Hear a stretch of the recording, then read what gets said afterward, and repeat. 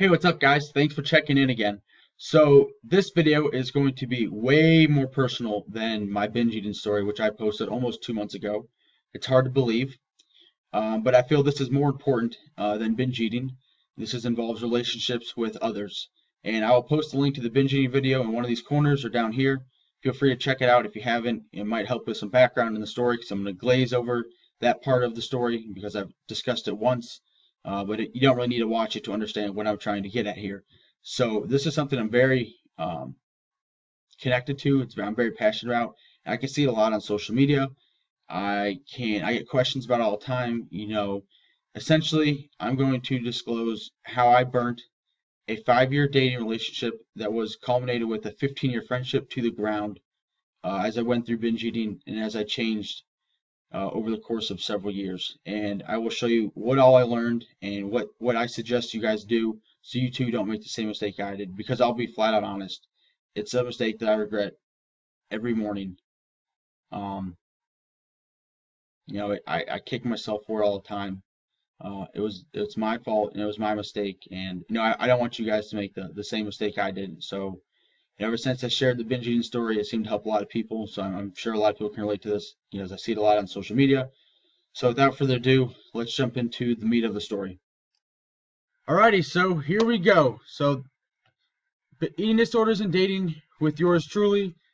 Social media links are right there. There's some in the description box below. If you have questions, I'm sure you'll find a way to get a hold of me. I believe in you. If you truly want to ask questions, you'll figure it out how to get a hold of me. So this is what I want you guys to gain. I really am not doing this for myself. I really don't want to put this story out there. I really don't want to relive the memories of this or the whole process in general. But the least I can do is share my experiences so other people can learn from them. And if they're starting to walk down this path, they can stop, look around, say, holy shit, I really don't want to do this.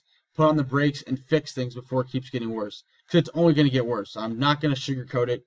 If you don't stop, it's going to eventually blow up in your face, and you'll regret it like I did. So basically, I'm not going to place blame on anybody. It's my life. It was my fault, and I chose to walk the path I did. I'll give you an overview of the story, and then I'll tell you some of the lessons I learned, and we'll give you some suggestions for what you guys can do to address this in your own life. So, my choices, my life, my fault. The blame lies on my shoulders, period. That guy, right there. I don't always look that snazzy. I hate dressing up, but that guy, it's his fault. It's my fault. I chose the journey I walked. Let me repeat that. I chose the journey I walked. It's not like my eating disorder came out of the woods and hunted me down and was like, that guy right there, you see him? I'm going to cost his life some hell. I chose the journey, and I walked it. I lied to myself that I had a problem, and I denied help. Period. I don't want a pity party. I don't want your email saying I'm sorry for whatever, blah, blah, blah. I don't want that. Save it. And I'm here to help you avoid the school of hard knocks, because you can either choose to keep on living the way you're going, and it'll eventually catch up to you, or you can stop and look around. Because in reality, I'm not doing this for me. I really don't want to share the story. I really don't want to relive the memories. And really, I don't want to admit my fault. It's not easy to, stand in front of people and say, yeah, I effed up and I dropped the ball. But the reality is I did. So long story short. So this was my first girlfriend. Her name was Lexi. We grew up together since first grade. We rode the school bus together. We started dating my senior year of high school on October 15th, 2011. And it was pretty much like, the Disney romance to cut out all the details. And it was essentially, we thought we'd get married. We were high school sweethearts, yada, yada, yada. Well, when we first started dating, this is a picture about a year into the relationship. And I was obviously skinny at that point because things had started to change. So when we first started dating, I was a little heavier. And I really wanted to look good for her. So I started out small. I started getting fit. I started getting in shape. And I started like everybody else. I started watching what I eat, and I started working out. Okay, no, that's not a problem. That's good. Being healthy, that's a good laudable goal. And things started to get progressively, more. I guess you want to say I kept raising the bar.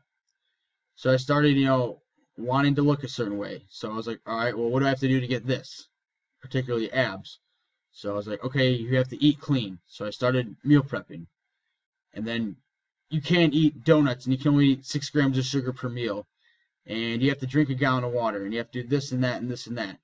So I started meal prepping on the weekends, and I started grocery shopping in the week, and I started tracking everything in Excel spreadsheets, and I started eating less and working out more because, you know, that's how you get abs, right? You do a lot of cardio, you eat a little bit of food, and you'll get abs. And, you know, I was prepping meals on the weekends. I was drinking my water. You know, the results were coming. Don't get me wrong. They came. I eventually had abs, but they didn't make me happy like I thought it was going to be. You know, I thought, you know, once I had abs, I'd be happy. I'd be, quote, successful in the eyes of society. And I would be the shit because I had abs and I was better than everyone else. And it started to change my thinking. I started to look at, you know, I was the high horse. I prepped meals. I drank a gallon of water. I worked out 6 hours a day, 4 hours a day. I did cardio at 5 in the morning without eating, blah, blah, blah, blah, blah, blah. Basically, I thought I was the stuff, and I really started to force that down other people's throats, even if they weren't involved in fitness. Just because, oh, I was doing it, so you have to do it because, you know, I'm cooler than you, and this is what cool people do kind of thing, regardless of, you know, what you're interested in. And real quick side note, I don't give a fuck if you're not into fitness, okay? It's just a part of life. You know, something I learned is that there's a bajillion different hobbies. Just because you're not into working out, it doesn't matter. There's a bajillion things. So quit forcing down people's throat. That's something I stopped. I just used it as an avenue to share the lessons I learned. I don't care if you're into fitness. That doesn't bother me. I mean, it's your life and your choice. And if you're happy not doing it, then by all means, keep it up. It doesn't, you know, it's not a big deal. So I started what I call, back onto the story, I started doing what I call transitional dating. I started dating myself. I started dating James. I stopped dating her. I stopped, you know, I stopped doing nice things for her. I stopped getting her gifts, stopped getting her flowers, stopped sending her long text messages. You know, I started focusing on myself because, believe it or not, I was pretty much like, when I was in the gym, I didn't have my phone on. It was off, which was pretty much before school and after school for hours. I was meal prepping on the weekends, so I wasn't going out. And then as I started getting into binge eating, I wasn't going out because I was scared I was going to binge. I was scared because the food wasn't, quote, clean. Quick story with that is one time we were at her house for a Christmas party with her family, and I ate so much food that I was just sick to my stomach. I could only lay on my back because I was about the only comfortable position. Standing up was uncomfortable. I was so gassy, so bloated, so full. I don't even want to know how many calories I ate, but it was easily in upwards of thousands, probably approaching 10,000 calories easily in a few hours. And, you know, that night I couldn't sleep. I was so uncomfortable. The only thing I could do was lay on my back with a heating pad. But that was pretty much like the turning point where my cheat meals started becoming cheat binges, which started out as a weekly thing and then became like an every other day to every 3 day thing, and eventually became to an everyday thing where, you know, and that's all I was focused on. And, you know, I started getting the suicidal thoughts. But like I said, it all related back to me starting to date myself. And then I had the denial symptoms. So, you know, I was rationalizing to myself. Like I said, I was relating it back to the cheat meals, right? But over time, it didn't happen overnight, but over time I was becoming more of a cheat day. And then it was like, was basically, in other words, it was a binge. It wasn't even a cheat. It was a full-on binge of everything I didn't eat. And I rationalized. I was like, oh, it's my cheat day. And yeah, it's no big deal. It's no big deal. But inside, you know, I would feel like shit afterwards. I would hate myself. I'd be mad. You know, I've already said these symptoms. I don't need to say them again. You know, that's what led to the suicidal thoughts. And I kept it all to myself. You know, I didn't tell her. I didn't even tell my parents and tell my friends. And people saw, like, the kind of the symptoms of it. Like, if you were a former binge eater, or you, like, were a doctor that's specified in that field, you would see it. But if you didn't know it, you just kind of think, like, wow, that guy just likes to eat a lot, you know, kind of thing. And the only reason I didn't really blow up all the time was because I starved myself during the week. So I basically worked out to like a net caloric deficit over the course of a week, if you will. And I just kept it all to myself. And she could kind of see the symptoms, and she was kind of hint at it, but I was like, nah, you know, it's my cheat meal, right? And then I blamed all the external factors. You know, anything I could point my fingers at. You know, the reason I was in the gym was because, you know, I wanted to compete in men's physique. I didn't want to compete in men's physique. I don't want to stand up in board shorts. I don't want to shave. I don't want to get tanned up like that. And if that's what you like to do, by all means, do it. But it's not going to make you better than anyone, because that's what I thought. I thought if I did men's physique, you know, I'd be better than everybody else. I thought that if I had abs, I was better than everyone else. And if I thought I had this physique, that I'd be happy. And in reality, all I did was light my life on fire and pour gasoline on it and sit there and shrug and say, oh, that's this fault, that fault thing. I just pointed fingers.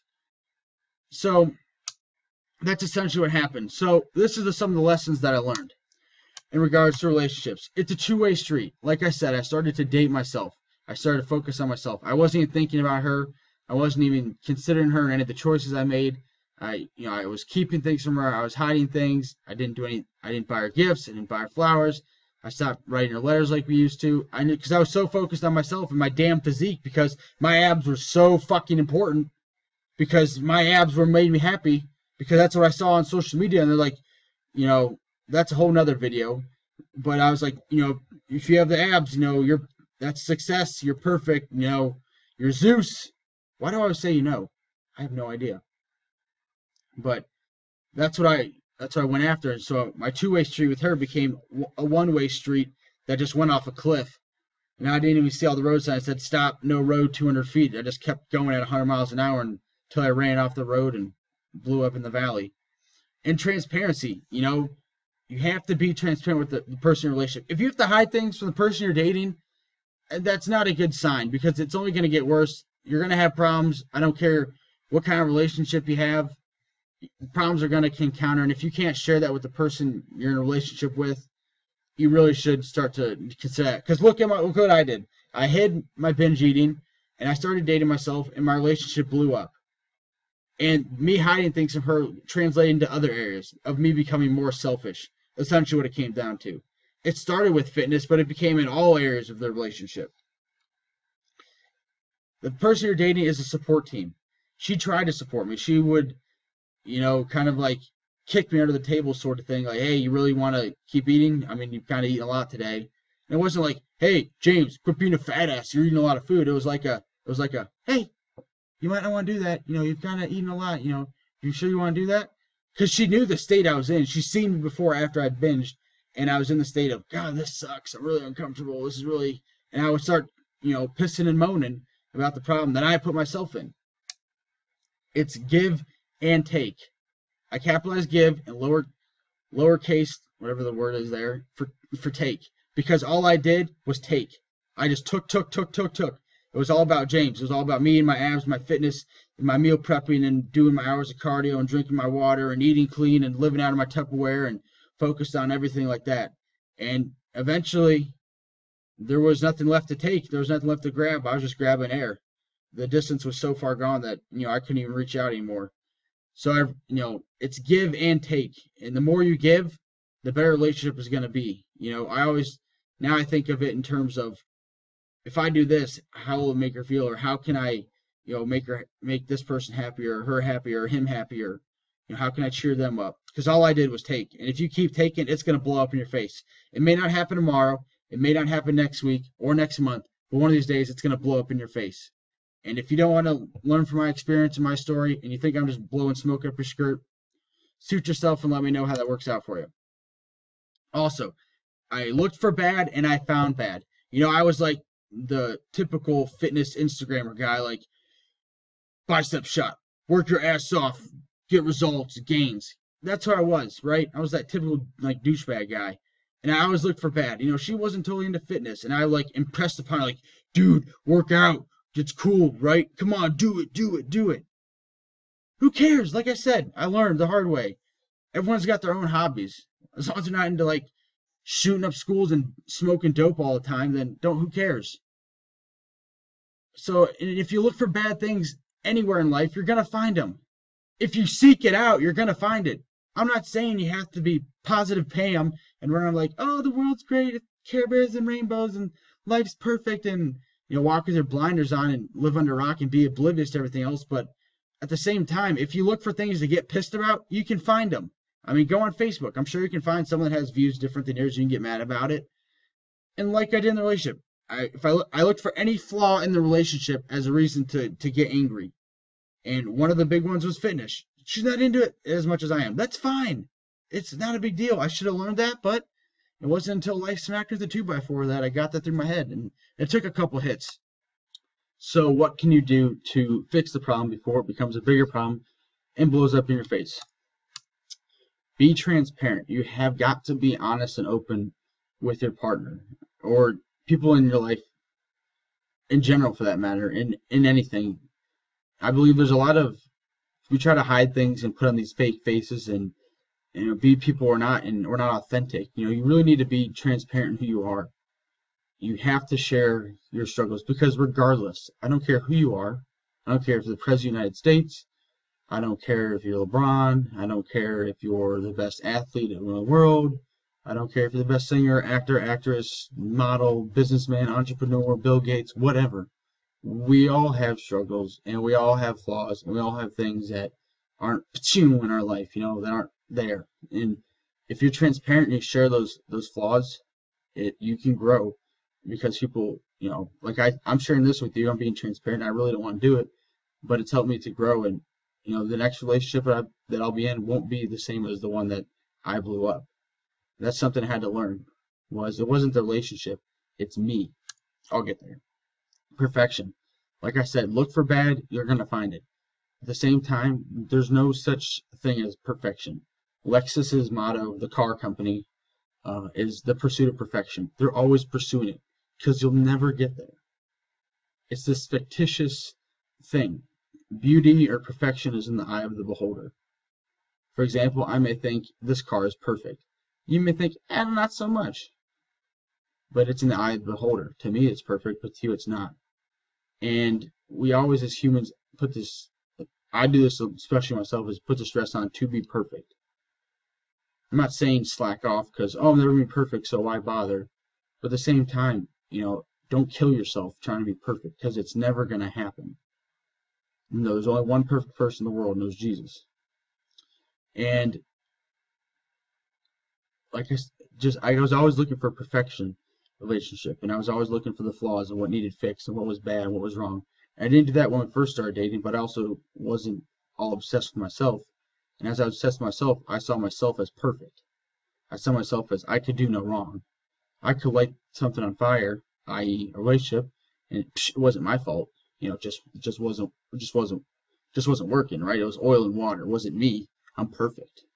So, don't look for that. Social media. Social media is great, right? We can connect. People have connected with me. I've been able to help people overcome binge eating. It's great. It can be used for great things, but it can also be used in harm. Don't compare your everyday life to what you see on social media. People want to publish everything being perfect, being dandy, put up this external face like their life is great and nothing ever bad happens, right? And the reality is that's not true. Social media is your highlight reel. Very, very few people will publish their failures. Very few people will publish, very honest and open and transparent things. And they'll like to publish their highlight reels.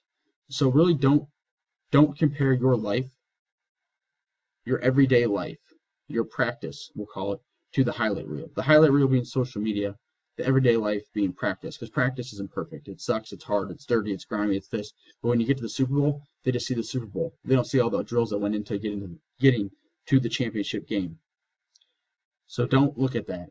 Don't compare that, because I do it all the time, and it's just going to make you miserable, and it's going to make you think like you don't have anything going for you, your life sucks, etc., etc., etc. Because if you look for bad, you're going to find it. So be wise when you compare things on social media. Fix the problem. I thought the relationship was the problem. I was the problem. I jumped the relationship because I thought that the next one would be better because the relationship was the problem. I was the problem. I'm kind of blessed that I didn't get another relationship, because it probably would have just gone down the shitter the same way, because I didn't fix the problem. I didn't learn from the mistakes I made. What I just shared with you, I've learned over the past 6 months. Because I was the problem. Jump relationships isn't going to fix it. There's no insurance plan. If you wreck your relationship, they're not going to replace you with one model year newer. Fix the problem. And if that doesn't work, then, and if you guys can end on mutual terms, like, hey, we really just aren't a good fit, something like that, then that's fine, as long as you're both happy with it. In reality, I was the problem. It's not the relationship. I was a different person than when it started. And I blamed all the externals, and I didn't look at the guy in the mirror, and that was hard to learn. And if you really want help with it, you can email me, seek a support group. You really need to talk with the person you're dating, and that's that. Tell your partner if you're struggling with something, if something's not going right, just tell them. If they truly love you, it'll be unconditional. And we have this mixed thing of love in society where you have to be able to be that transparent with your partner. You have to tell them everything. There shouldn't be anything that your partner doesn't know about you, regardless. So, try and fix the problem. Don't just throw it away because it's broken. Try and fix it. We have a throwaway society where if it's broken, we just throw it out, or it's insured, or we have a warranty for it, we just get a new one. Well, it doesn't work like that with the relationship. And it doesn't even have to be for someone you're dating. It can be with friends in general. Because I struggle, I suck. I don't even struggle. I just suck at it. I'm not good at it. It's something that I'm working on, which is why I made this video, because it's also a lessons for me to hey, you need to do this, you moron. So, hopefully these tips can help you guys. Feel free to reach out to me if you have questions. Brief recap: perfection doesn't build dreams. Consistency does. Bill Gates didn't just perfectly code one piece of software and all of a sudden Microsoft became what it is today. He did it day in and day out. So don't stress over being perfect. Just be consistent. One day at a time, chop down that tree. If you don't know the story, hopefully you do by now, because you just watch this 20-minute video or however long it's going to be. I'm a foreign binge eater and cyclic dieter, which I mean by I would starve myself, and then I would binge, and I would starve, and I would binge. And I was a supplement abuser, spending thousands of dollars on supplements. So I've had quite the interesting past in regards to fitness. If you have questions, feel free to email me at that email address. Those are my social media links below. As always, be different, be authentic, and keep kicking ass. Until next time, I'll see you guys.